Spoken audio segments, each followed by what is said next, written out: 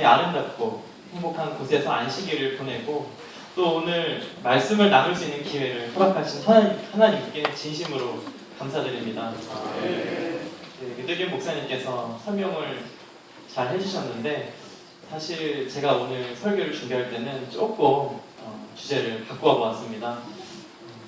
제가 이 설교단에서는 조금 다른 내용을 나누는 것이 좋을 것 같아서 물론 안식일에 관한 내용이긴 하지만 국가 시험이나 그런 것에 대한 내용이 아니고 성경 본문에 충실한 또 저의 간증에 관한 내용을 준비해 보았습니다. 오늘 저는 야곱의 축복이라는 제목을 가지고 말씀을 나누려고 합니다.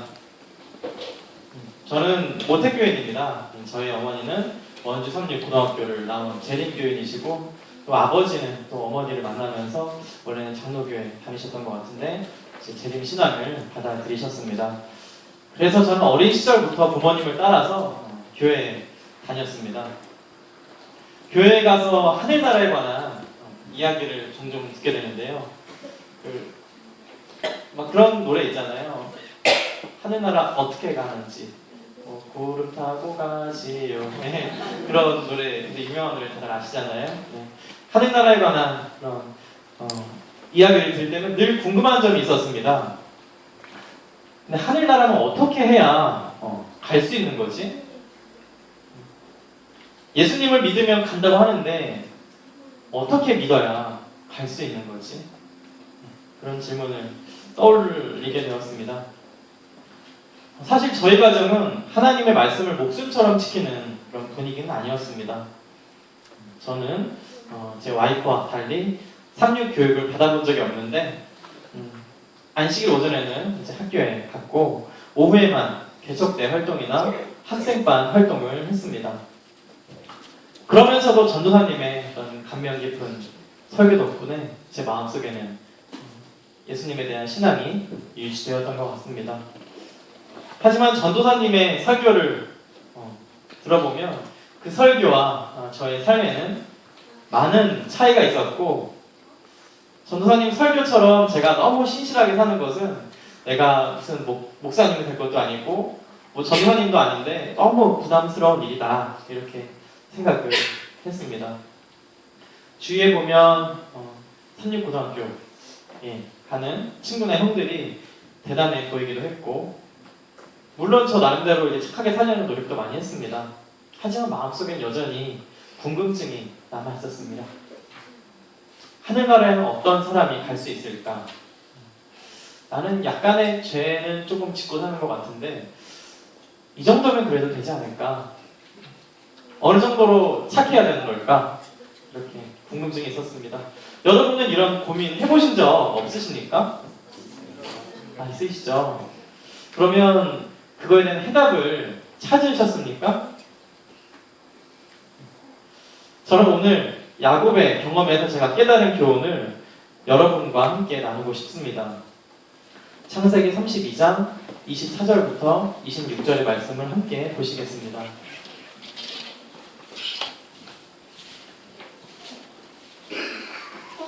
잘 보이시나요? 앞에 있는 말씀? 네, 제가 읽겠습니다.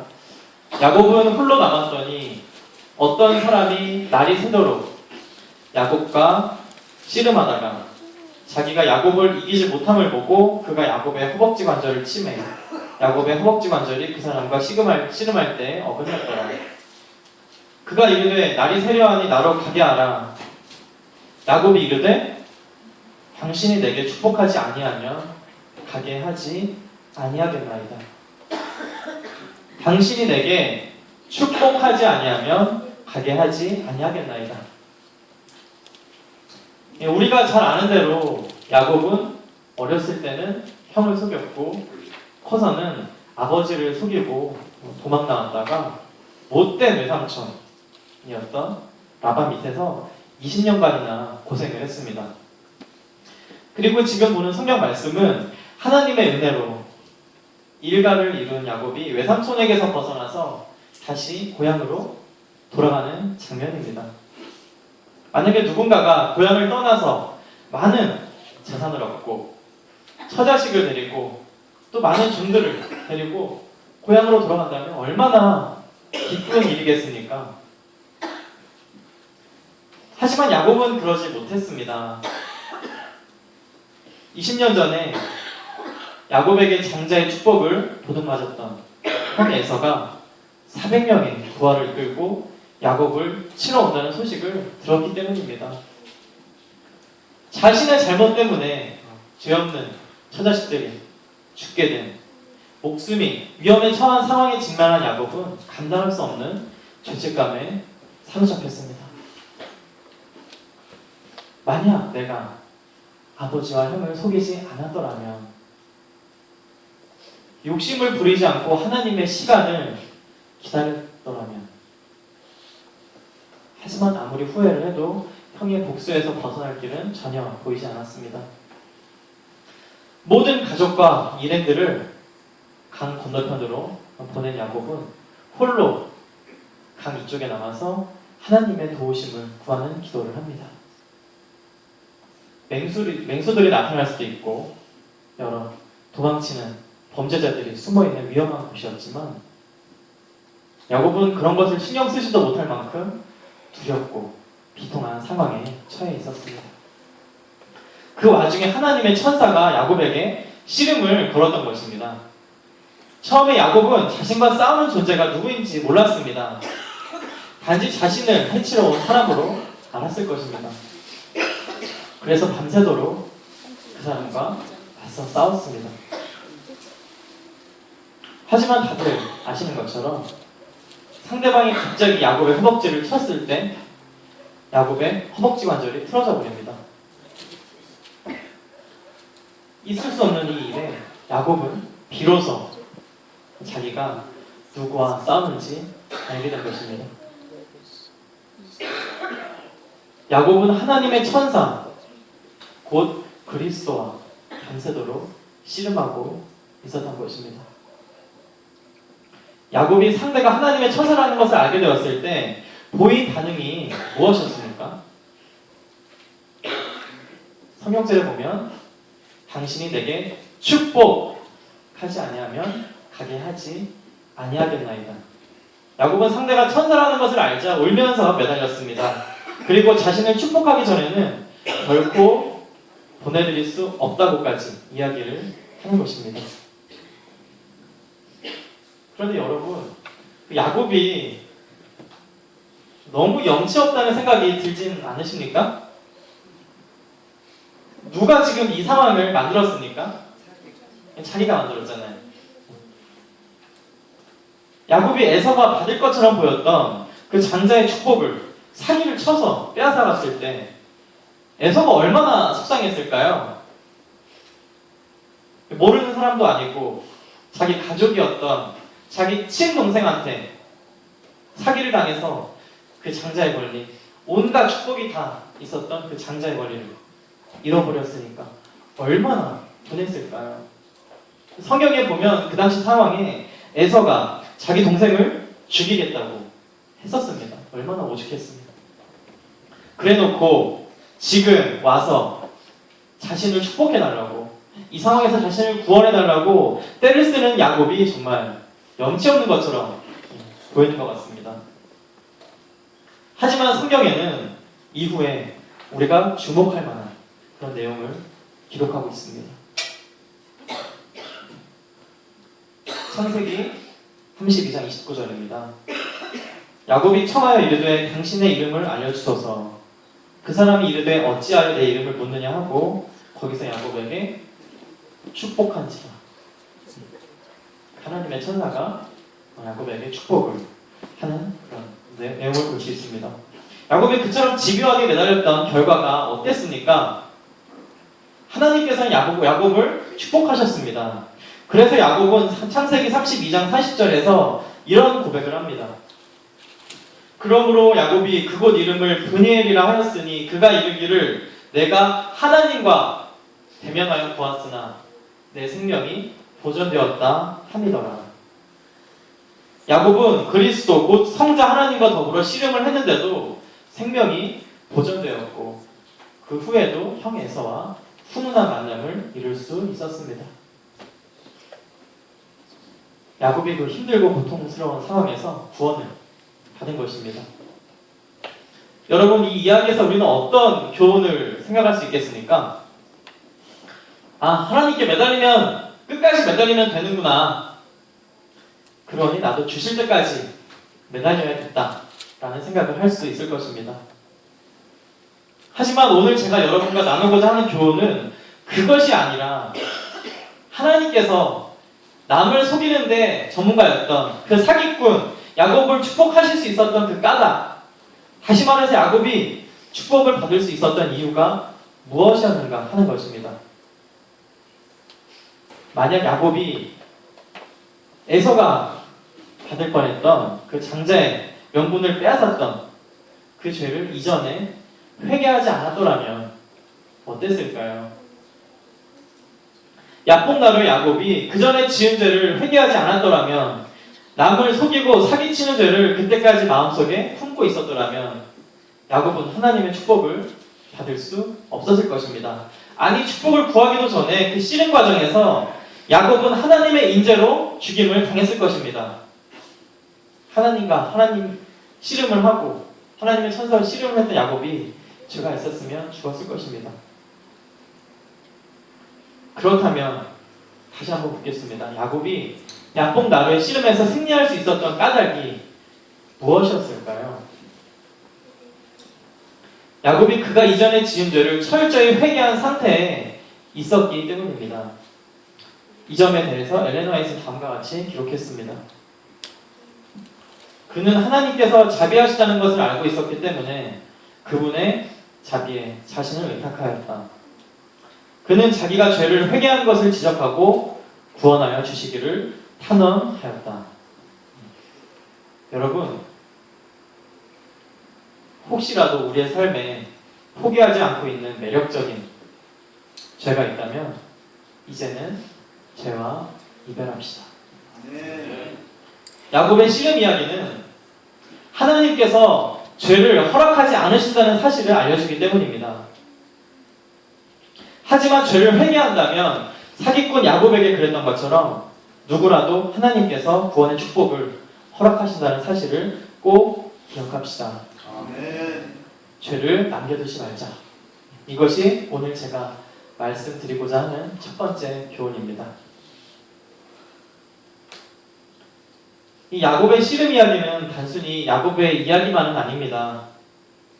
혹시 이 이야기를 들으시면 생각나는 것이 있지 않으십니까? 야곱의 씨름 이야기를 들었을 때 이게 생각나는구나. 혹시 뭐 생각나는 거 있지 않으십니까? 누가 한번 얘기해 주시겠어요? 아무거라도? 네, 야곱의 환난. 말씀 안 하셨지만 이것이 마음속에 떠오르시는 분들이 있을 것입니다. 야곱의 씨름 이야기는 야곱만의 이야기가 아니라 현대를 살아가는 우리의 이야기입니다. 그래서 야곱의 씨름을 이해하고 야곱의 환난을 살펴보는 것은 매우 중요합니다. 다음 성경절을 읽어보겠습니다.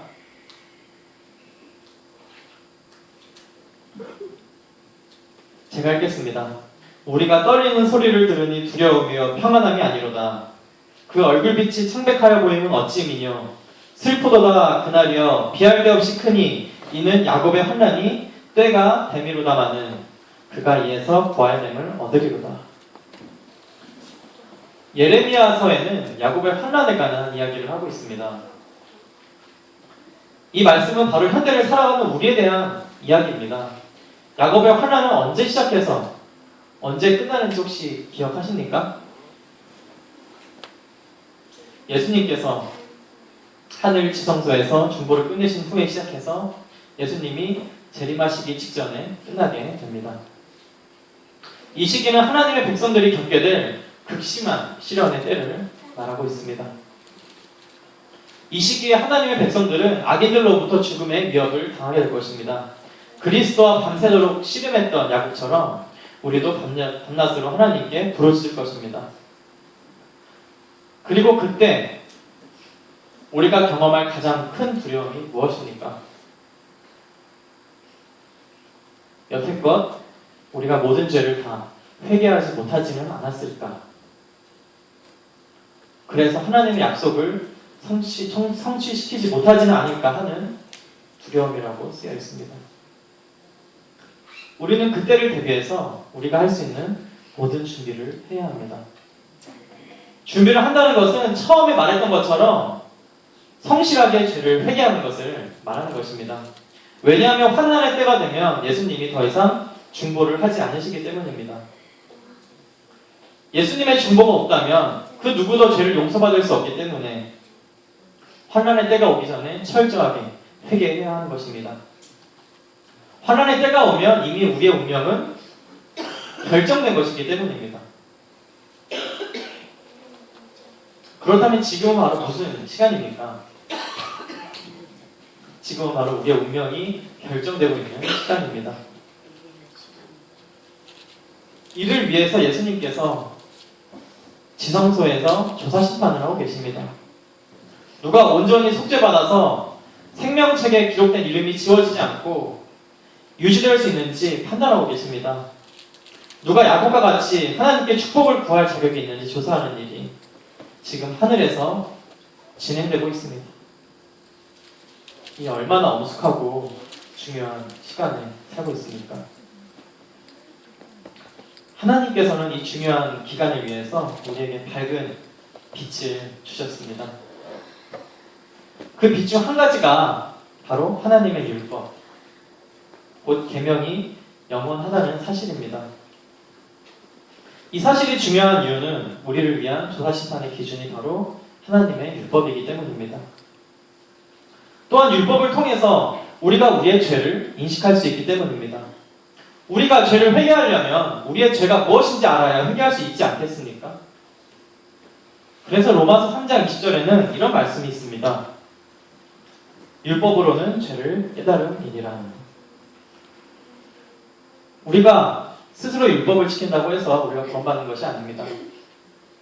하지만 계명은 거룩하고 선하다고 성경에 쓰여 있습니다.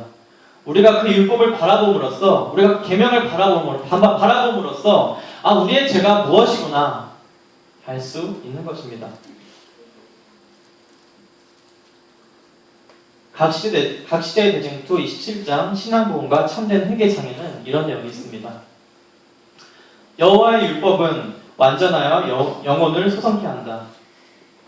율법이 없으면 사람들은 하나님의 신성성과 순결, 그리고 자기 자신들의 죄와 불결에 대하여 올바른 관념을 가질 수 없다. 그들은 죄에 대하여 진정으로 깨닫지 못하고 회개할 필요성도 느끼지 않는다. 근본적인 마음의 변화도 생애의 개혁도 없이 구원의 소망을 받아들인다. 그리하여 피상적인 회개가 보편화되고 결코 그리스도와 연합한 경험이 없는 많은 사람들이 교회에 들어오게 됩니다. 죄는 율법에 비추어 보았을 때 명확하게 드러난다는 사실이 제가 오늘 말씀드리고 싶은 두 번째 교훈입니다. 지금 드린 얘기는 장로교회 다니셨다면 분께 잠깐 용서를 구하고 드리도록 하겠습니다. 하지만 대부분의 개신교회는 하나님의 계명에 대한 빛을 뚜렷하게 받지 못했습니다.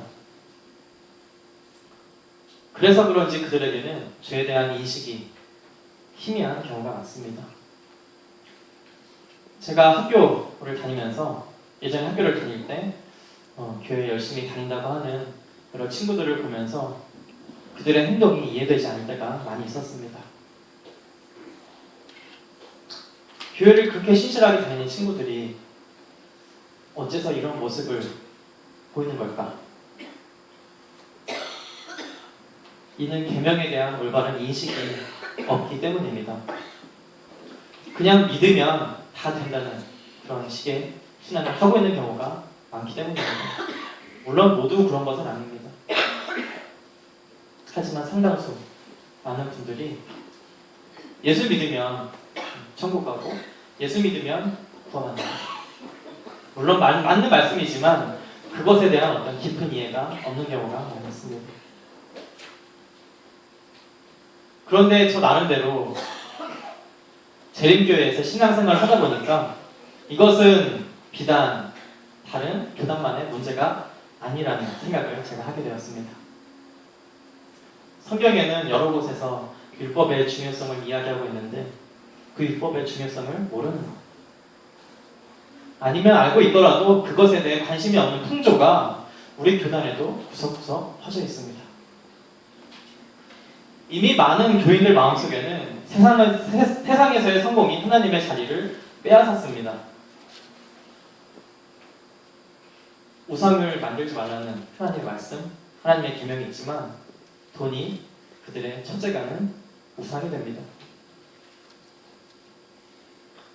십계명의 두 가지 중요한 원칙, 하나님을 사랑하고 주위의 사람을 사랑하라, 그 원칙이 있지만, 그 계명이 있지만 예수님을 사랑하기는 하지만 물론 그보다는 내 자녀의 출세가 조금 더 중요합니다. 안식일을 기억하여 거룩히 지키라 라는 십계명의 넷째 계명이 있지만 난 안식일에 교회에 있으니까 내가 뭐 스마트폰 게임을 하는 것이 뭐 상관없을 거야 라는 생각을 가지는 청년들이 제가 이전에 다니던 교회는 굉장히 많았습니다. 예수님은 좋으신 분이니까, 자비가 많으신 분이니까, 다들 그렇게 사니까 적당히 신앙생활하고 너무 계명에 충실하지 않아도 된다는 그런 잘못된 사상이 퍼져 있습니다. 하지만 성경 말씀은 이에 대해서 반박하고 있습니다.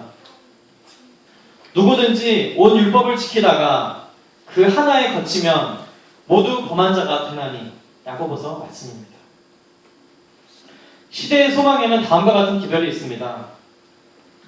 사단은 율법 전체를 공격할 필요가 없다. 만일 그가 사람들로 하여금 율법의 한 조항에 대해 부주의하게 할 수 있다면 그의 목적은 달성되는 것이다. 지금은 우리가 하나님의 계명에 눈을 돌려야 할 때입니다.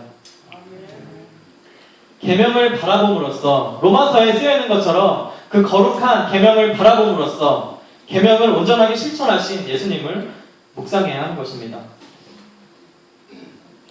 계명에 비추어 우리의 죄를 깨닫고 예수님을 바라봄으로써 회개하고 지금 우리를 속죄하시는 예수님을 믿는 믿음으로 말미암아서 하나님의 계명에 온전히 서야 하는 것입니다.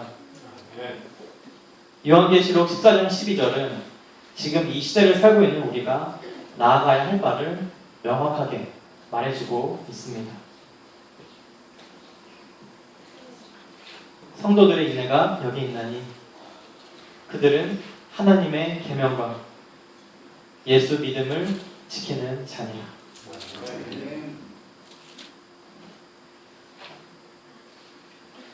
마지막으로 제가 학창시절에 겪었던 소중한 경험을 말씀드리겠습니다. 저는 20대 초반에 침례를 받았습니다. 이제 고등학교에 들어가면서 완전히 신앙의 흥미를 잃어버렸고 내가 다니는 교회가 맞는지에 대한 어떤 의구심도 많이 들었고 내가 성경을 제대로 알지 못하기 때문에 내가 성경을 온전하게 알기 전에는 교회에 다니지 않겠다, 신앙생활을 제대로 하지 않겠다, 그런 생각을 가지고 살았습니다. 하지만 저는 이제 삼수를 했는데요. 제가 이제 3년간 수험 생활을 하면서 다시 한번 하나님을 찾게 되었고 스스로 성경을 연구하면서 자발적인 신앙을 시작했습니다. 어느 안식일에 이제 교회에서 알게 된 동생이 있었습니다.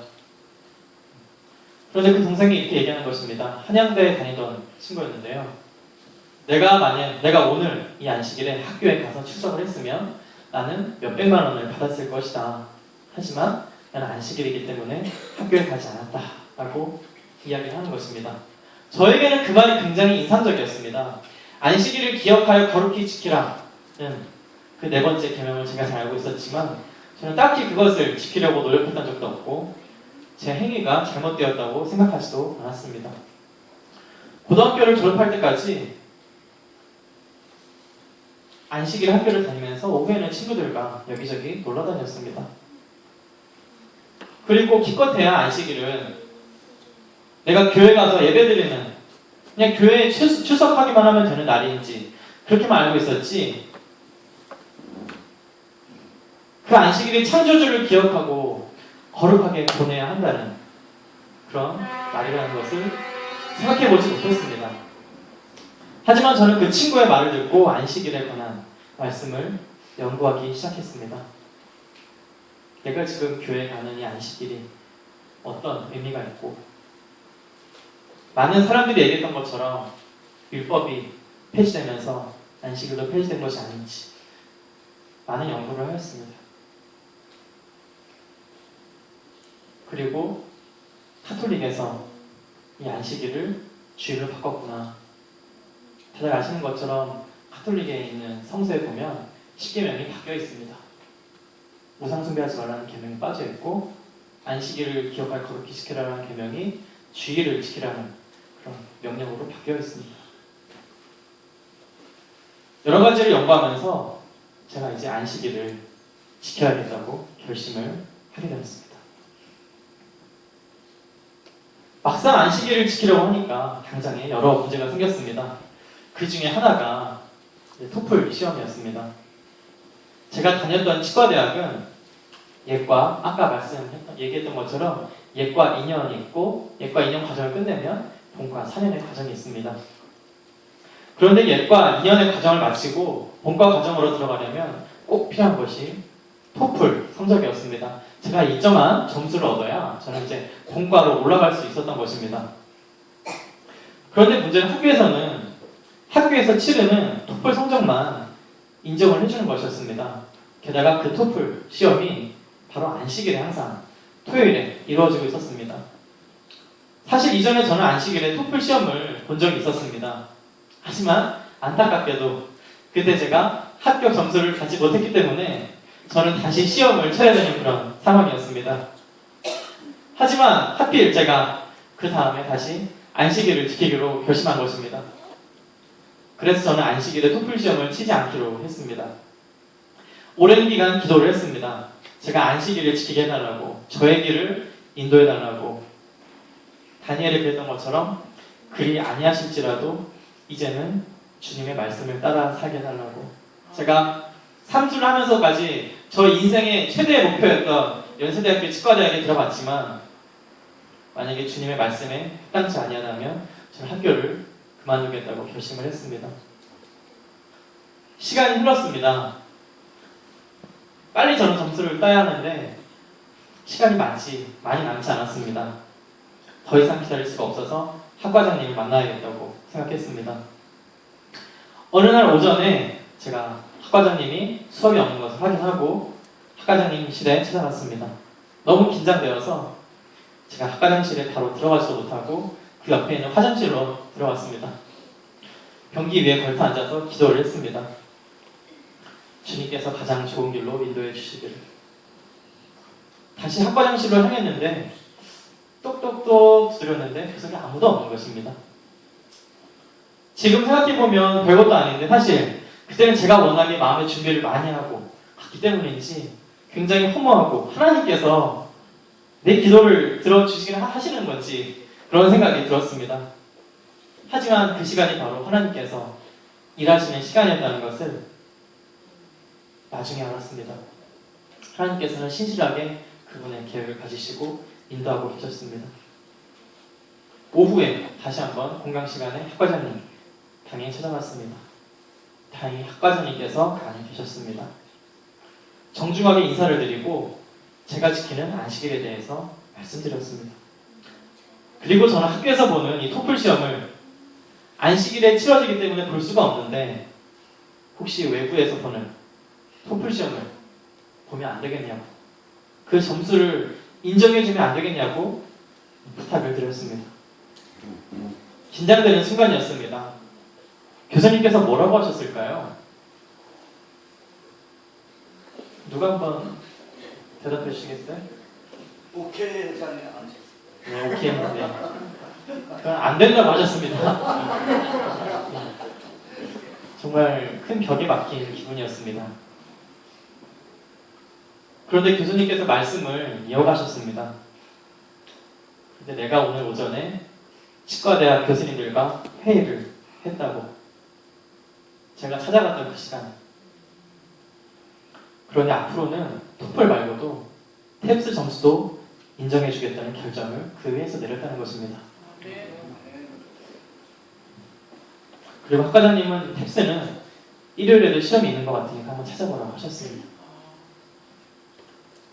제가 몇 달 동안 기도를 했는데 가슴이 벅차올랐습니다. 제가 그 문제로 기도하던 몇 달 동안 하나님께서는 제가 정말 상상하지도 못했던 방법으로 저의 길을 인도하고 계셨던 것입니다. 제가 우연히 교수님을 찾아갔을 때